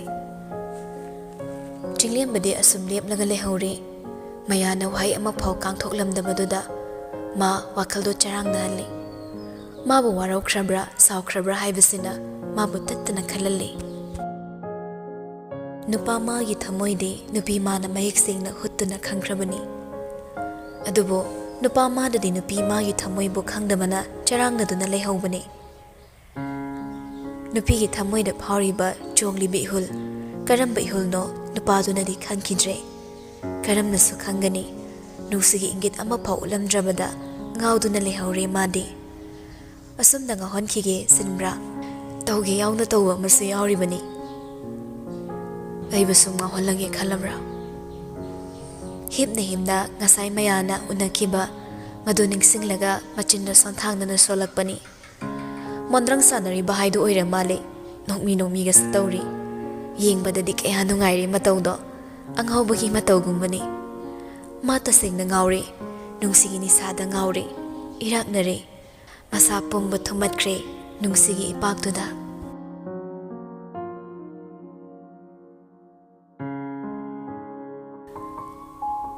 Ngasidi nikto kari wakhalbu khallibano thabuk chatkibado ngantana yumda halaknabu honai. Thoidakna hanagum thabuk chinmadi oidre. Ngasigira ngasi khakkira. 3-star hotel du lakpani makhoingi kaya kuina famlamde inspection lakpaga chap manai hafet yinglambani staff singi record amade toy topa singso. Driver ka loina banate matomda dum chathok sasin tawbani. Driver thambasu yaribani tongana paisa chatlan kiba pamdabagi sunate madi madun hena nungai sabani matomda chathok sasin tawbana hena pamjakrabani. Mana mayum halakpado amuba nongi mapai parsilaga ihang hanglamba atiyado kopsin bahorabani. Ingan ngana thoklamba korau su khumjinkre ising na sambanaramba atiyaso amuba nongi mapai na mahutsankre. ꯇꯧꯔꯤꯕ ꯋꯦꯗꯔꯗꯨ ꯀꯌꯥ ꯅꯨꯡꯉꯥꯏꯕ ꯑꯣꯏꯗ꯭ꯔꯦ ꯃꯥꯒꯤ ꯃꯐꯝꯗꯗꯤ ꯀꯅꯥꯒꯨꯝꯕ ꯅꯣꯡꯕꯨ ꯄꯥꯝꯖꯕ ꯃꯤ ꯑꯃ ꯑꯣꯏꯔꯝꯂꯕꯗꯤ ꯍꯦꯟꯅ ꯅꯨꯡꯉꯥꯏꯔꯝꯕꯁꯨ ꯌꯥꯏ ꯅꯣꯡ ꯆꯨꯗꯧꯔꯤ ꯍꯥꯏꯅ ꯁ꯭ꯇ꯭ꯔꯤꯠ ꯚꯦꯟꯗꯔꯁꯤꯡꯗꯣ ꯂꯣꯟꯁꯤꯟꯅꯕꯁꯨ ꯌꯥꯎꯔꯤ ꯈꯔ ꯑꯃꯅ ꯆꯨꯔꯛꯀꯗꯧꯔꯤꯕ ꯅꯣꯡꯗꯨꯕꯨ ꯊꯦꯡꯅꯔꯒꯦ ꯍꯥꯏꯕꯒꯤ ꯃꯇꯥꯒꯨꯝ ꯁꯥꯇꯤꯟ ꯈꯟꯗꯣꯛꯄꯁꯨ ꯌꯥꯎꯔꯤ ꯃꯌꯥꯝꯅ ꯇꯧꯅꯔꯤꯕꯁꯤꯡꯗꯣ ꯒꯥꯔꯤꯗꯨ ꯊꯧꯅ ꯊꯧꯅ ꯍꯥꯏꯐꯦꯠꯁꯨ ꯃꯤꯠꯆꯤꯅ ꯌꯦꯡꯕꯣꯏ ꯀꯩꯕꯣꯏ ꯇꯧꯔꯤ ꯃꯌꯨꯝ ꯌꯧꯔꯛꯄ ꯀꯨꯏꯍꯧꯗ꯭ꯔꯦ ꯋꯥꯈꯜ ꯑꯃꯗ ꯏꯇꯥꯎ ꯇꯥꯎꯅ ꯂꯥꯛꯄꯅꯔ ꯌꯥꯝꯅ ꯊꯨꯈ꯭ꯔꯦ ꯒꯥꯔꯤꯗꯨ ꯒꯦꯔꯦꯖꯇ ꯊꯧꯖꯤꯜꯂꯝꯂꯒ ꯆꯪꯉꯛꯄꯅꯤ ꯑꯗꯨꯕꯨ ꯀꯅꯥꯁꯨ ꯂꯩꯕ ꯎꯗꯦ ꯂꯩꯔꯝꯂꯣꯏ ꯃꯥꯁꯨ ꯈꯪꯈ꯭ꯔꯦ ꯀꯔꯝꯅ ꯒꯦꯠꯇꯨ ꯍꯥꯡꯗꯣꯛꯅꯕ ꯒꯥꯔꯤꯒꯤ ꯍꯣꯔꯟ ꯐꯅ ꯀꯨꯏꯅꯗꯤ ꯈꯣꯡꯈꯤꯕꯅꯤ ꯑꯗꯨꯕꯨ ꯍꯥꯡꯗꯣꯔꯛꯈꯤꯗꯦ ꯃꯗꯨꯗ ꯑꯗꯨꯝ ꯉꯁꯥꯏꯅ ꯈꯪꯈ꯭ꯔꯕꯅꯤ ꯃꯥꯒꯤ ꯀꯥꯗ ꯆꯪꯉꯛꯂꯦ ꯑꯗꯨꯕꯨ ꯏꯁꯤꯁꯤꯅ ꯇꯨꯝꯂꯤꯕꯤ ꯂꯥꯏꯖꯕꯨ ꯎꯔꯛꯏ ꯍꯧꯗꯣꯛꯂꯨꯔꯒ ꯀꯩꯗꯧꯅꯤ ꯍꯧꯗꯣꯛꯅꯤꯡꯉꯥꯏ ꯃꯔꯝꯁꯨ ꯂꯩꯇꯦ ꯐꯤ ꯍꯣꯡꯂꯒ ꯃꯈꯥꯗ ꯀꯨꯝꯂꯛꯂꯒ ꯀꯤꯆꯟꯗ ꯆꯥꯗꯣ ꯃꯥꯅ ꯂꯣꯜꯂꯦ ꯉꯁꯤꯒꯤ ꯆꯥꯛ ꯆꯥꯗ꯭ꯔꯤꯕ ꯃꯔꯝꯅ ꯀꯔꯤꯒꯨꯝꯕ ꯈꯔꯗꯤ ꯆꯥꯁꯟꯒꯦ ꯊꯛꯆꯟꯒꯦ ꯈꯟꯅ ꯂꯣꯟꯕꯅꯤ ꯂꯣꯏꯕꯒ ꯆꯥ ꯊꯛꯂꯤꯉꯩꯗꯅꯤ ꯂꯥꯏꯖꯅ ꯑꯐꯤꯡ ꯑꯐꯥꯏ ꯑꯣꯏꯅ ꯀꯨꯝꯂꯛꯂꯒ ꯑꯃꯨꯛ ꯍꯥꯊꯨ ꯀꯥꯈꯠꯈꯤꯕꯗꯣ ꯅꯤꯛ ꯍꯥꯏꯐꯦꯠ ꯎꯍꯧꯕꯅꯤꯅ ꯀꯩꯗꯧꯔꯕꯅꯣ ꯈꯟꯅ ꯃꯊꯛꯇ ꯀꯥꯔꯛꯄꯅꯤ ꯃꯥꯅ ꯃꯊꯛ ꯍꯦꯛ ꯌꯧꯔꯛꯄꯒ ꯅꯣꯡ ꯈꯣꯡꯂꯛꯄꯗꯨꯒ ꯍꯦꯛ ꯃꯄꯥ ꯆꯥꯅꯔꯨꯏ ꯃꯗꯨꯗ ꯌꯦꯡꯂꯛꯄꯗ ꯂꯥꯏꯖꯅ ꯃꯅꯥꯀꯣꯡ ꯃꯦꯟꯁꯤꯜꯂꯒ ꯃꯃꯤꯠ ꯆꯦꯖꯦꯠ ꯎꯏꯁꯤꯜꯂꯒ ꯐꯝꯊꯈꯤꯕꯗꯣ ꯃꯥꯁꯨ ꯃꯌꯦꯛ ꯁꯦꯡꯅ ꯎꯍꯧꯏ ꯃꯤꯠꯃꯥꯡꯃꯛꯇꯗ ꯊꯣꯛꯄꯅ ꯃꯈꯨꯠ ꯈꯨꯠꯁꯥꯗꯨꯅ ꯈꯗꯥꯡꯒꯤ ꯇꯦꯟꯇꯛꯅ ꯍꯧꯔꯤꯕ ꯀꯣꯏꯗꯨꯗ ꯅꯥꯟꯕꯣꯏ ꯀꯩꯕꯣꯏ ꯇꯧꯔꯒ ꯂꯥꯏꯖꯒꯤ ꯃꯑꯣꯡ ꯌꯦꯡꯅ ꯅꯣꯛꯄꯗꯣ ꯂꯥꯏꯖꯗꯤ ꯎꯈꯤꯕ ꯅꯠꯇꯦ ꯃꯥꯅ ꯍꯧꯒꯠꯂꯛꯄꯗꯨꯗ ꯐꯝꯊꯔꯒ ꯑꯃꯨꯛ ꯎꯍꯟꯗꯅ ꯂꯩ ꯏꯀꯥꯏ ꯈꯪꯅ ꯅꯣꯛꯈꯤꯕ ꯃꯥꯒꯤ ꯃꯤꯅꯣꯛꯇꯨꯁꯨ ꯅꯤꯛ ꯃꯥꯅ ꯂꯣꯏꯅ ꯇꯨꯃꯤꯟ ꯎꯈ꯭ꯔꯕꯅꯤ ꯂꯥꯏꯖꯅ ꯀꯨꯝꯂꯛꯇ꯭ꯔꯤꯉꯩ ꯃꯥꯅ ꯍꯥꯟꯅ ꯃꯈꯥꯗ ꯀꯨꯝꯃꯛꯂꯒ ꯀꯤꯆꯟ ꯆꯪꯈ꯭ꯔꯒ ꯀꯔꯤꯁꯨ ꯈꯪꯗꯕ ꯁꯥꯁꯤꯟꯅꯔꯒ ꯂꯩꯕꯅꯤ ꯅꯤꯛꯅꯁꯨ ꯂꯥꯏꯖꯗꯣ ꯀꯤꯆꯟꯗ ꯆꯪꯂꯛꯀꯅꯤ ꯈꯪꯉꯤ ꯑꯗꯨꯅ ꯉꯥꯏꯕꯣꯏ ꯀꯩꯕꯣꯏ ꯇꯧꯔꯒ ꯂꯩ ꯁꯨꯝ ꯌꯦꯡꯂꯛꯄꯗ ꯐ꯭ꯔꯤꯖ ꯃꯊꯛꯇꯨꯗ ꯀꯦꯛꯇꯁ ꯃꯆꯥ ꯒꯝꯂꯥꯗ ꯊꯥꯔꯤꯕꯗꯣ ꯎꯔꯛꯂꯦ ꯃꯁꯤ ꯀꯦꯛꯇꯁ ꯃꯃꯥꯁꯦ ꯆꯩ ꯂꯩꯔꯦ ꯀꯦꯛꯇꯁꯁꯤꯕꯨ ꯐ꯭ꯔꯤꯖꯇ ꯐꯥꯎ ꯍꯦꯛ ꯌꯧꯔꯝꯃꯤꯁꯤꯕꯨ ꯀꯩ ꯍꯥꯏꯅꯤꯡꯉꯤꯅꯣꯕ ꯏꯃꯨꯡꯁꯤꯕꯨ ꯀꯦꯛꯇꯁ ꯂꯩꯇꯕ ꯖꯒꯥ ꯑꯃꯐꯥꯎ ꯌꯥꯎꯗ꯭ꯔꯤꯕ ꯀꯦꯛꯇꯁꯀꯤ ꯀꯦꯛꯇꯁ ꯉꯥꯛꯇ ꯇꯤꯡꯈꯪ ꯉꯥꯛ ꯉꯥꯏꯔꯦ ꯃꯊꯟꯇ ꯃꯨꯔꯨꯝ ꯁꯣꯜꯂꯤꯉꯩꯗꯨꯗꯅꯤ ꯂꯥꯏꯖꯅ ꯍꯥꯊꯨ ꯒꯦꯁ ꯁ꯭ꯇꯣꯞ ꯂꯩꯔꯤꯕ ꯑꯗꯣꯝꯗ ꯍꯟꯅ ꯇꯨꯡꯅ ꯌꯦꯡꯂꯝꯗ ꯆꯪꯈꯤꯕꯗꯣ ꯆꯤꯡꯂꯦꯝꯕ ꯈꯣꯟꯀꯠꯂꯛ ꯀꯧꯔꯛꯄꯗꯨꯗ ꯈꯜꯂꯝꯕ ꯋꯥꯈꯜꯒ ꯄꯨꯡꯆꯥꯏ ꯆꯥꯏꯈ꯭ꯔꯦ ꯑꯗꯨꯛ ꯅꯨꯡꯉꯥꯏꯈ꯭ꯔꯕ ꯋꯥꯈꯜꯗꯣ ꯄꯨꯡꯆꯥꯏ ꯆꯥꯏꯊꯣꯛꯈ꯭ꯔꯕ ꯋꯥꯈꯜꯗꯣ ꯑꯃꯨꯛ ꯍꯧꯅꯅ ꯈꯣꯝꯖꯤꯜꯂꯨꯕ ꯌꯥꯕꯅꯤ ꯃꯤꯇꯣꯞ ꯑꯃ ꯑꯣꯏꯔꯝꯂꯕꯗꯤ ꯑꯗꯨꯕꯨ ꯃꯌꯥꯝꯕ ꯅꯤꯛꯅ ꯃꯥꯒꯤ ꯅꯥꯀꯜ ꯋꯥꯏꯔꯞ ꯂꯦꯞꯂꯝꯕꯗꯨꯗ ꯈꯪꯄ꯭ꯔꯦꯛ ꯈꯪꯅ ꯐꯃꯨꯡꯗꯒꯤ ꯈꯪꯉꯣ ꯍꯧꯒꯠꯂꯤ ꯆꯣꯡꯈꯠꯇꯦꯗ ꯈꯥꯏ ꯑꯃꯨꯛ ꯀꯧꯕꯗꯨꯁꯨ ꯇꯥꯗꯦꯅꯦ ꯀꯩ ꯃꯣꯟꯗ꯭ꯔꯪꯅꯣ ꯌꯥꯝ ꯅꯨꯡꯉꯥꯏꯔꯕ ꯑꯩꯅ ꯗꯤꯁꯇꯔꯕ ꯇꯧꯔꯕꯣ ꯍꯥꯏꯔꯞꯁꯨ ꯏꯀꯥꯏꯕ ꯄꯣꯛꯏ ꯍꯧꯖꯤꯛ ꯃꯥꯒꯤ ꯃꯇꯧꯗꯣ ꯃꯌꯥꯝꯕ ꯅꯤꯛꯅ ꯎꯔꯝꯈ꯭ꯔꯅꯤ ꯈꯟꯕꯗ ꯌꯥꯝꯕꯣꯡ ꯁꯨꯝ ꯍꯤꯞꯂꯝꯕꯅꯤ ꯍꯣꯏꯅꯦ ꯍꯤꯞꯄꯗꯣ ꯑꯩꯁꯨ ꯎꯏꯅꯦ ꯑꯗꯩ ꯆꯨꯝꯅ ꯍꯤꯞꯇꯦꯅꯦ ꯀꯥꯡꯈꯜ ꯃꯊꯛꯇꯨꯗ ꯈꯣꯏꯗꯥꯕ ꯀꯔꯤꯅꯣ ꯑꯃ ꯂꯩꯕꯒꯨꯝ ꯑꯗꯨꯛ ꯃꯨꯟꯅ ꯌꯦꯡꯉ ꯅꯣꯛꯄꯗꯨꯗꯗꯤ ꯂꯥꯏ ꯇꯤꯟꯒ ꯑꯣꯛꯅꯔꯕ꯭ꯔꯅ ꯈꯜꯂꯨꯔꯦ ꯑꯣꯛꯅꯔꯨꯔꯦ ꯆꯨꯝꯅꯒꯤ ꯏꯆꯝ ꯆꯝꯕ ꯂꯥꯏꯁꯨ ꯅꯠꯇꯦꯗ ꯃꯇꯤꯛ ꯃꯌꯥꯏ ꯀꯟꯕꯤ ꯃꯤꯕꯨ ꯁꯨꯝꯍꯠꯂꯒ ꯉꯥꯎꯍꯟꯕ ꯉꯝꯕꯤ ꯂꯥꯏꯔꯦꯝꯕꯤ ꯑꯃ ꯁꯤ ꯐꯥꯎꯕ ꯍꯦꯛ ꯍꯥꯏꯔꯨꯔꯁꯤꯔ ꯈꯟꯕꯅꯤ ꯑꯗꯨꯕꯨ ꯆꯤꯡꯂꯦꯝꯕ ꯑꯁꯨꯝꯅꯗꯤ ꯍꯥꯏꯔꯛꯇꯦ ꯄꯥꯈꯨꯝꯁꯨ ꯑꯣꯏꯅ ꯄꯤꯔꯛꯏ ꯑꯣꯟꯅꯅ ꯀꯩ ꯍꯥꯏꯒꯦ ꯌꯥꯝꯕꯣ ꯅꯤꯛ ꯆꯤꯡꯂꯦꯝꯕꯒꯤ ꯅꯥꯀꯜꯗ ꯐꯝꯊꯔꯛꯂꯦ ꯍꯥꯏꯐꯦꯠ ꯃꯨꯟꯅ ꯌꯦꯡꯂꯒ ꯗꯣꯛꯇꯔꯅ ꯀꯩ ꯍꯥꯏꯔꯛꯀꯦ ꯏꯝꯄ꯭ꯔꯨꯞ ꯌꯥꯝ ꯂꯩꯌꯦ ꯀꯩꯁꯨ ꯊꯣꯏꯗꯣꯛꯄ ꯂꯩꯇ꯭ꯔꯦ ꯅꯤꯛ ꯃꯥꯡꯂꯣꯝꯗ ꯑꯃꯨꯛ ꯌꯦꯡꯈ꯭ꯔꯦ ꯍꯟꯗꯛꯇꯤ ꯆꯤꯡꯂꯦꯝꯕꯗꯁꯨ ꯑꯣꯟꯁꯤꯜꯂꯛꯇ꯭ꯔꯦ ꯏꯇꯞ ꯇꯞꯄ ꯈꯣꯟꯖꯦꯜꯗ ꯍꯥꯏꯔꯛꯏ ꯁꯣꯛꯍꯟꯒꯅꯨꯅꯦ ꯆꯦꯛꯁꯤꯟꯅ ꯆꯠꯂꯣ ꯈꯔ ꯀꯤꯅ ꯂꯥꯏ ꯁꯥꯕꯅꯤ ꯆꯐꯨ ꯀꯥꯏꯔꯒ ꯀ꯭ꯋꯥꯛꯅ ꯍꯔꯥꯎꯕꯅꯤ ꯅꯪꯒꯤ ꯇꯨꯡꯗ ꯀꯅꯥꯅ ꯀꯔꯤ ꯆꯠꯂꯤ ꯉꯥꯡꯅꯔꯤ ꯅꯪ ꯃꯨꯟꯅ ꯈꯪꯉꯨꯅꯦ ꯅꯪꯅ ꯁꯣꯛꯄꯁꯤ ꯌꯥꯝꯕꯨꯡ ꯅꯨꯡꯉꯥꯏꯇꯦꯅꯦ ꯆꯠꯀꯅꯨ ꯂꯥꯡꯒꯅꯨ ꯍꯥꯏꯕꯁꯨ ꯅꯠꯇꯦ ꯁꯣꯛꯂꯤꯉꯩꯁꯤꯗꯤ ꯆꯠꯄ ꯈꯔ ꯍꯜꯂꯨꯅꯦ ꯃꯌꯥꯝꯕꯅ ꯑꯗꯨꯛ ꯁꯤꯔꯤꯌꯁ ꯇꯥꯅ ꯍꯥꯏꯔꯛꯄꯗꯨ ꯇꯥꯔꯒ ꯆꯤꯡꯂꯦꯝꯕ ꯇꯨꯃꯤꯟ ꯂꯩ ꯄꯤꯅꯤꯡꯉꯤ ꯄꯥꯎꯈꯨꯝ ꯑꯃꯗꯤ ꯄꯤꯅꯤꯡꯕꯅꯤ ꯑꯗꯨꯕꯨ ꯃꯌꯥꯝꯕꯒꯤ ꯑꯗꯨꯛ ꯃꯃꯜ ꯂꯩꯅ ꯍꯥꯏꯔꯛꯄ ꯃꯥꯟꯕ ꯋꯥꯍꯩꯗꯨꯗꯗꯤ ꯀꯔꯝꯕ ꯃꯇꯤꯛ ꯆꯥꯕ ꯄꯥꯎꯈꯨꯝꯅ ꯃꯌꯥꯝꯕꯒꯤ ꯋꯥꯍꯩꯗꯨꯒꯤ ꯃꯒꯨꯟ ꯂꯦꯞꯄ ꯉꯝꯕ ꯋꯥꯍꯩ ꯑꯃ ꯄꯤꯁꯤꯒꯦ ꯊꯤꯔꯛꯂꯤ ꯉꯥꯏꯍꯥꯛꯇꯤ ꯇꯨꯃꯤꯟ ꯂꯩꯕ ꯃꯇꯧꯗꯣ ꯎꯠꯂꯤ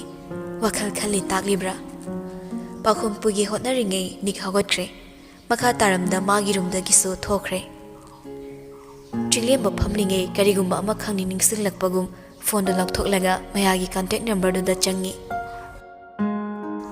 ꯍꯦꯛ ꯇꯧꯁꯤꯜꯂꯨꯗꯤ ꯍꯥꯏꯐꯦꯠꯁꯨ ꯈꯟꯖꯥꯟꯅꯕꯒꯤ ꯃꯑꯣꯡ ꯎꯠꯂꯤ ꯐꯣꯟ ꯀꯌꯥ ꯄꯥꯏꯒꯟꯗꯕ ꯃꯌꯥꯅꯤ ꯈꯪꯅꯩ ꯆꯥꯅꯩ ꯍꯥꯏꯗꯨꯅ ꯍꯦꯛ ꯄꯥꯏꯔꯛꯀꯗꯕ ꯅꯠꯇꯦ ꯃꯗꯨꯅꯁꯨ ꯍꯦꯟꯅ ꯈꯟꯖꯟꯅꯍꯟꯕꯅꯤ ꯑꯗꯨꯕꯨ ꯉꯥꯏꯍꯥꯛ ꯈꯜꯂꯝꯂꯒ ꯇꯧꯁꯤꯟꯈ꯭ꯔꯦ ꯋꯥꯈꯜꯗꯗꯤ ꯄꯥꯏꯔꯛꯄ ꯍꯥꯏꯅ ꯃꯃꯤꯠ ꯁꯦꯠ ꯎꯏꯁꯤꯜꯂꯤ ꯂꯥꯏ ꯀꯣꯇꯤ ꯀꯌꯥ ꯅꯤꯡꯂꯤꯕꯗꯣ ꯍꯦꯜꯂꯣ ꯈꯪꯍꯧꯗꯅ ꯄꯥꯏꯔꯛꯄꯗꯨꯗ ꯆꯤꯡꯂꯦꯝꯕ ꯉꯥꯏꯍꯥꯛꯇꯤ ꯋꯥ ꯀꯥꯡꯊꯣꯛꯂꯝꯗꯦ ꯃꯥꯗꯤ ꯉꯁꯤꯒꯤ ꯍꯟꯖꯤꯟ ꯍꯟꯖꯤꯟ ꯇꯧꯔꯤ ꯄꯥꯏꯔꯛꯂꯔꯣꯏ ꯈꯜꯂꯨꯕꯅꯤ ꯑꯗꯨꯕꯨ ꯄꯥꯏꯔꯛꯂꯕꯗ ꯋꯥꯗꯤ ꯉꯥꯡꯗ ꯅꯣꯛꯐꯦꯠ ꯇꯧꯕ ꯃꯥꯏꯊꯣꯡꯅ ꯍꯥꯟꯅ ꯃꯍꯨꯠ ꯁꯤꯟꯈ꯭ꯔꯕꯅꯤ ꯀꯔꯤꯁꯨ ꯄꯥꯎꯈꯨꯝ ꯄꯤꯔꯛꯇꯕꯗꯨꯗ ꯃꯌꯥꯗꯣ ꯅꯦꯠꯋꯥꯛ ꯌꯥꯗꯕꯒꯤꯔ ꯈꯟꯅ ꯑꯃꯨꯛꯀꯁꯨ ꯍꯥꯏꯔꯛꯏ ꯍꯦꯜꯂꯣ ꯆꯤꯡꯂꯦꯝꯕ ꯍꯟꯗꯛꯇꯤ ꯃꯌꯥ ꯇꯥꯍꯟꯗ ꯍꯥꯏꯐꯦꯠ ꯈꯧꯗꯦꯝꯂꯒ ꯈꯨꯝꯂꯛꯏ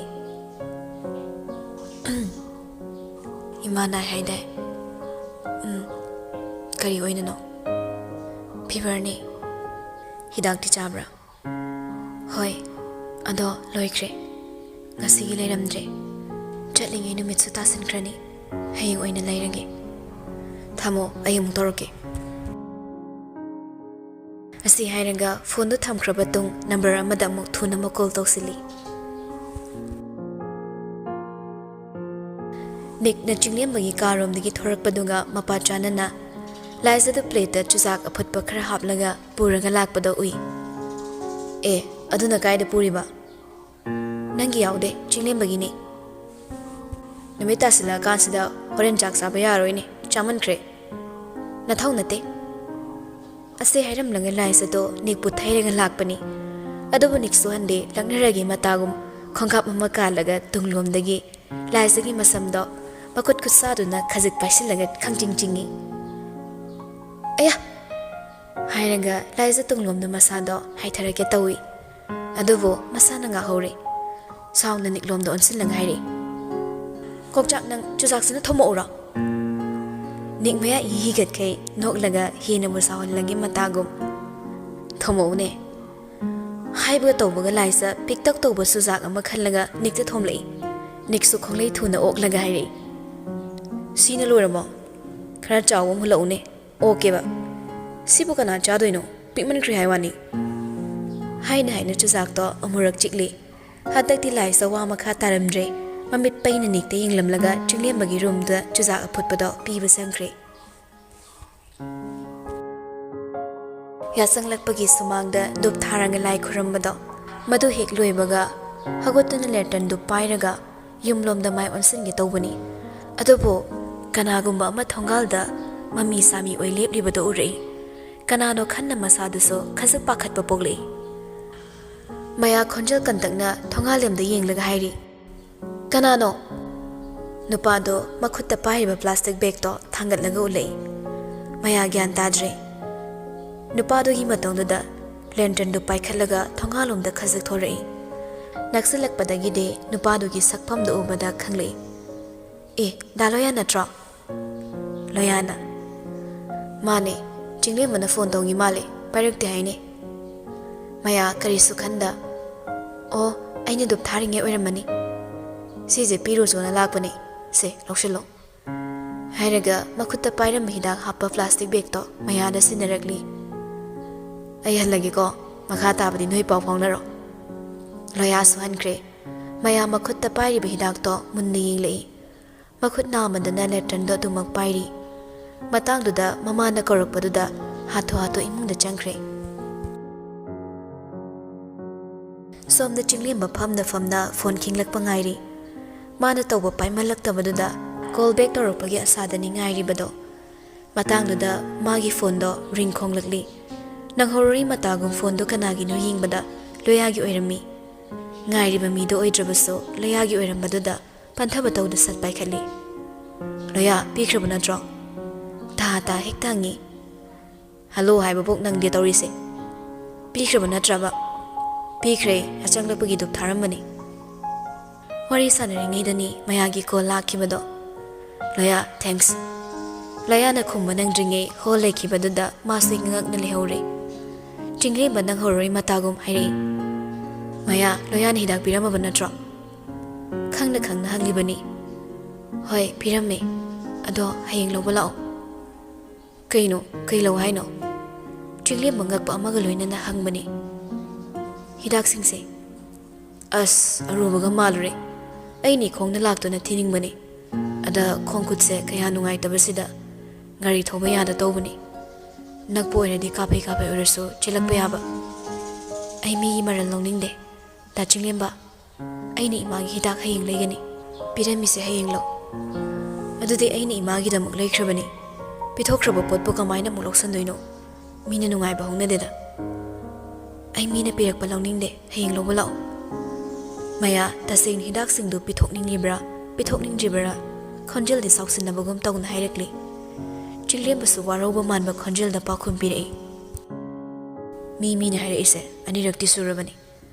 Ay sa kaya mi atopo hining bagino kangde. Ay na kalisiga, mana kalisiga. Pura kontrasale. Karapinde. Handakti mayado latlataw na kumai. Ay khangde. Imada pibaso ay di ngamoy. Imana hang mayam mahanglakani. Ay pakum pipam khangloy. Kaya ay napiga na su khangde. Piningay su layte. Naya pa na pirakpani ay na kumbade kay malaybra. Kudaktuda sumna kumning bani. Tinglim ba dubo asimagti nga magtre. Pare, ado eraga na ibani nang say unaruba. Baro ni chingkong duda may thadooga thamo. Lemhaw bu oto aduin lawrangge. Saurang na nahairam laga koldu ka eiching lemba. Adok thuna ka kibado maya phawba khangawdre. Mana ai kibo wahiduna tasing na mabu saukrabra. Waro krabra khalai khudaktuda. Adubu maya kol hanna tawrudre. Nakal da phone do thamkraga mamit ani do. Aying mamada sum yinglaga le. Tampak tu da so hidak hapa bag do thamli. Somda Nika Lucy do phone da wari sanari. Wadi hawdok pa hawkre. Magha badi hal tharo on hai. Kamay tawdoino. Noy papong na nang adok yam yum dala hening jidu kay gino. Niki thawsana ba wangang do. Amu harak pada Lucy sakpam oli. Saurang na nakumai. Nangi dumay lela atum tawbudo. Hawzik sa atum tawgi ki khalira ba. Yare nanga wari saraga solution purak padi suoy oy ay khangi. Hoida. Ay siyam khali mazani da. Handak ti Lucy tap tharang hairi. Khara thuna tharak pa yaroi dro. Akoy pabong yam close oy na tinaba mama na bu oy male.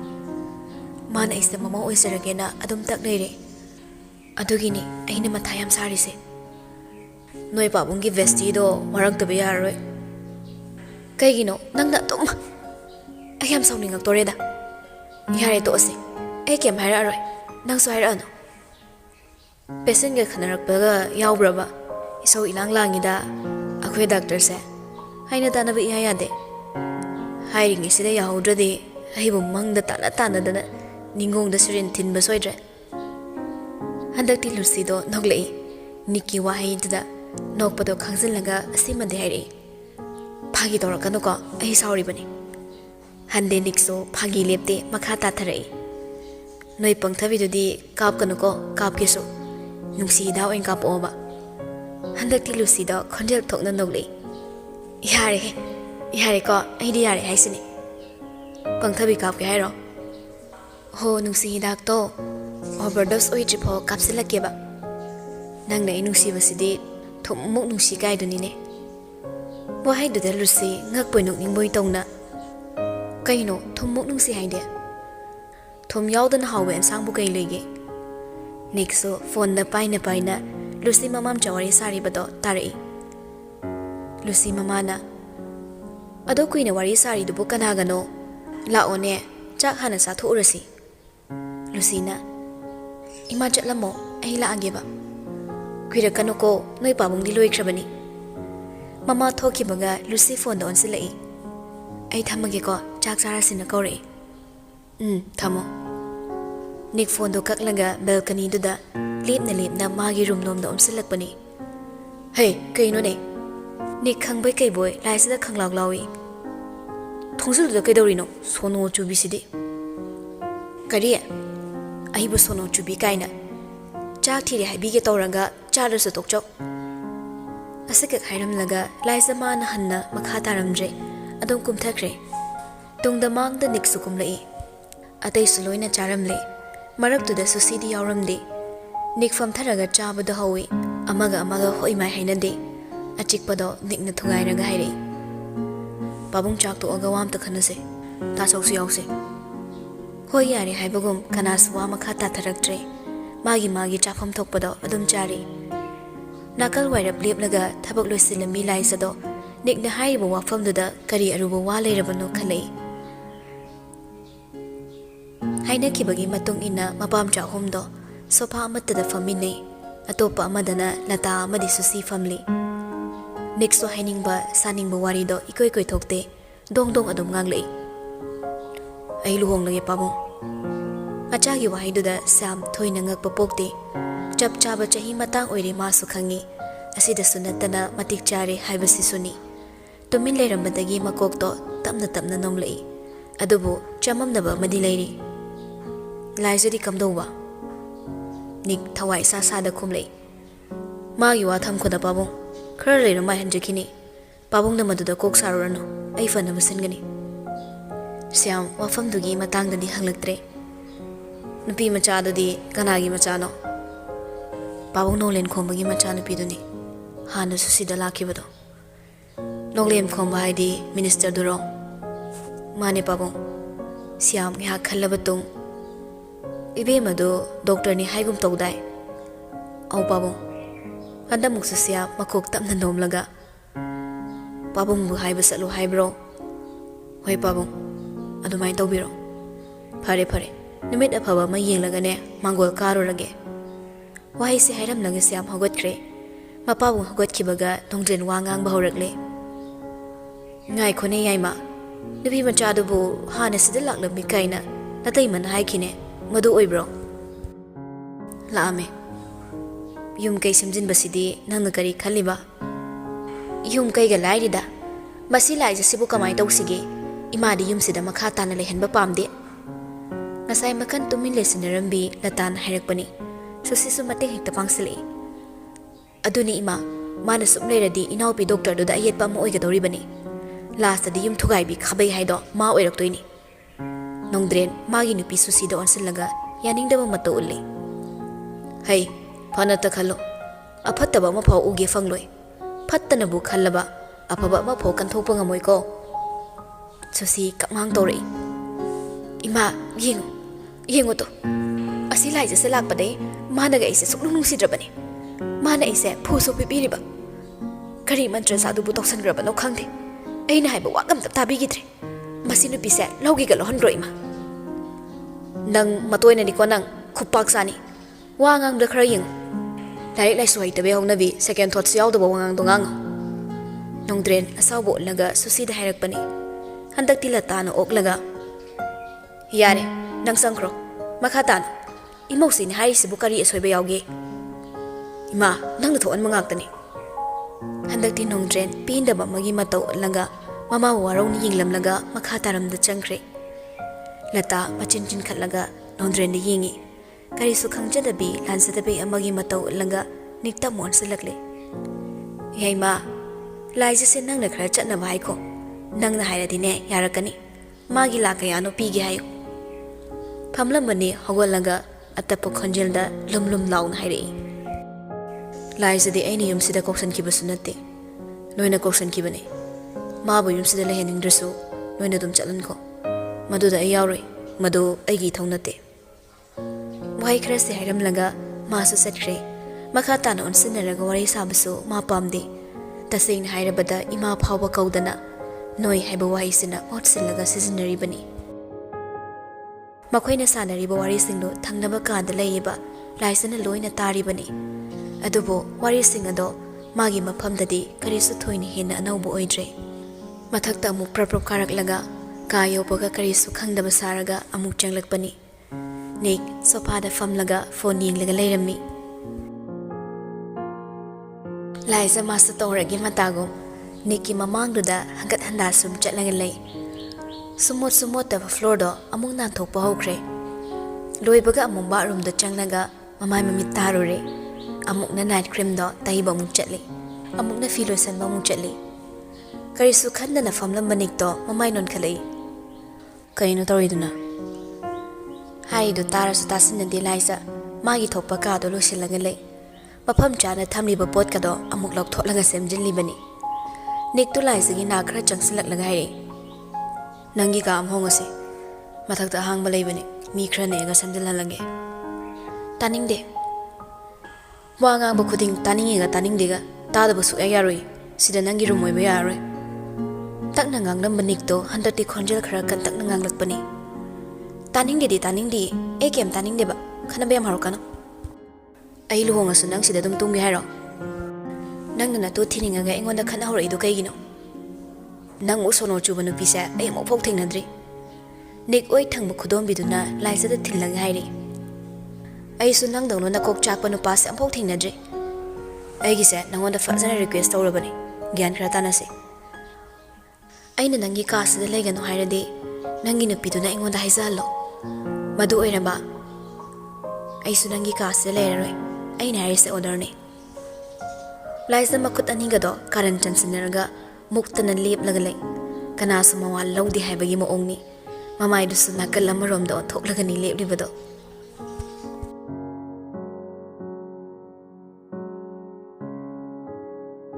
ꯃꯊꯪꯒꯤ ꯅꯨꯃꯤꯠꯇꯨꯅꯤ ꯀꯧꯔꯧ ꯃꯥꯁꯨ ꯅꯣꯡꯆꯨꯞ ꯃꯥꯏꯀꯩ ꯄꯥꯡꯉꯛꯂꯤ ꯄꯨꯡ ꯌꯦꯡꯂꯨꯔꯕꯗꯤ ꯑꯍꯨꯝꯃꯨꯛ ꯍꯥꯏꯔꯛꯂꯝꯃꯅꯤ ꯅꯨꯡꯁꯥꯁꯨ ꯈꯔ ꯏꯪꯊꯔꯛꯄ ꯃꯇꯝꯅꯤ ꯊꯣꯡꯒꯥꯜꯗꯒꯤ ꯅꯨꯄꯥ ꯃꯆꯥ ꯑꯃ ꯍꯥꯊꯨ ꯍꯥꯊꯨ ꯆꯦꯟꯁꯤꯜꯂꯛꯂꯒ ꯁꯨꯃꯥꯡꯗ ꯂꯦꯞꯂꯒ ꯁꯣꯔ ꯊꯕꯦꯠ ꯊꯕꯦꯠ ꯍꯣꯜꯂꯒ ꯏꯃꯨꯡꯂꯣꯝꯗ ꯑꯣꯟꯁꯤꯜꯂꯒ ꯀꯧꯔꯛꯏ ꯆꯦꯃꯌꯥ ꯆꯦꯃꯌꯥ ꯃꯌꯥ ꯏꯃꯨꯡꯂꯣꯝꯗꯒꯤ ꯊꯣꯔꯛꯂꯤ ꯃꯈꯨꯠꯇꯁꯨ ꯁꯅꯥꯕꯨꯟ ꯑꯃ ꯀꯣꯜꯂꯤ ꯊꯣꯝꯕ ꯀꯩ ꯍꯥꯏꯒꯦ ꯅꯨꯄꯥ ꯑꯃꯅꯅꯦ ꯕꯥꯔꯨꯅꯤ ꯆꯤꯡꯈꯣꯡꯗ ꯂꯥꯛꯑꯣ ꯍꯥꯏꯔꯝꯃꯤ ꯃꯌꯥ ꯉꯛꯂꯞ ꯇꯧꯕ ꯁꯛꯐꯝ ꯑꯃꯒ ꯂꯣꯏꯅꯅ ꯍꯪꯂꯛꯏ ꯀꯅꯥꯅꯦ ꯍꯥꯏꯒꯦ ꯊꯣꯝꯕ ꯈꯪꯗꯦ ꯑꯗꯨꯗꯤ ꯅꯨꯄꯥꯗꯣ ꯃꯈꯨꯠꯀꯁꯨ ꯇꯤꯛꯏ ꯃꯦꯅꯦꯠ ꯆꯦꯜꯂꯤ ꯃꯌꯥ ꯒ꯭ꯌꯥꯟ ꯇꯥꯔꯦ ꯃꯤꯁꯛꯇꯣ ꯀꯅꯥꯅꯣ ꯍꯥꯏꯕ ꯊꯣꯝꯕ ꯆꯦ ꯃꯌꯥ ꯁꯪꯗꯦ ꯊꯣꯛꯂꯛꯑꯔꯣꯏ ꯍꯥꯏꯔꯛꯆꯣ ꯃꯥꯗꯤ ꯆꯠꯈ꯭ꯔꯕꯅꯦ ꯕꯥꯔꯨꯅꯤ ꯆꯤꯡꯈꯣꯡꯗ ꯉꯥꯏꯔꯝꯃꯒꯦ ꯍꯥꯏꯌꯦ ꯃꯌꯥ ꯃꯥꯏꯊꯣꯡꯗꯣꯏ ꯁꯨꯛ ꯁꯨꯛꯊꯩ ꯌꯥꯝ ꯍꯩꯅꯤꯡꯗ ꯈꯨꯝꯂꯛꯏ ꯌꯥꯔꯦ ꯌꯥꯔꯦ ꯅꯪ ꯆꯠꯆꯔꯣ ꯃꯌꯥ ꯏꯇꯟ ꯇꯟꯊꯈ꯭ꯔꯦ ꯃꯁꯥꯗꯣ ꯇꯟꯗꯦ ꯃꯥꯟꯗꯦ ꯁꯅꯥꯕꯨꯟꯗꯣ ꯑꯗꯨꯃꯛ ꯀꯣꯜꯂꯒ ꯂꯥꯛꯏ